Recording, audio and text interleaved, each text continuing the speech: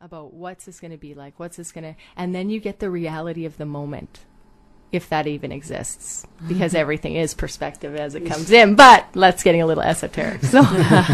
Well, and also I want to say, because it's some people will have like this epiphany and they'll be like, oh, I see it all now. And even for me, I've had moments like that, and then you sort of fall back into your patterns, just sort of like, it's almost like my own little cycle of gaining knowledge and then losing it. And sort of like each time you learn something and then you kind of really grasp hold of one piece of it, but the rest falls away. And then the next time you have to relearn that freaking lesson again, you've got it a little more solidified, right? And for some people, it's a process. And for me, like I'm looking back, I always bring it back to my dating, because that has been such a huge place of learning for me, right? And so every time I look back and I see what I did well and what I could have improved on, and I look at the time where I was at, that was the right choice for me. If I had it to do over again, I'd probably make a different choice now. But where I was at with that knowledge,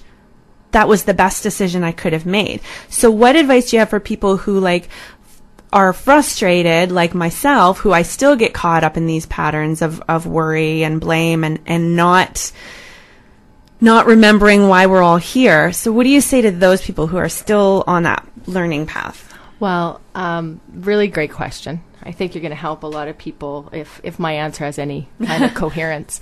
I know what works for me.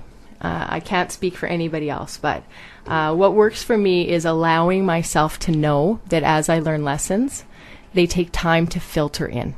Okay. So the idea that you learn it in that moment and then you lose some of the stuff, what you lose might be what's not useful, what's not really important about it, or what you're not ready to learn yet. Okay. So it's kind of like when you are a little kid and you have that sand screen down at the beach and you put the sand screen in and you shake it out and all the little pieces of sand fall through, but you got the big nuggets. Okay. The big nuggets stay and you learn those.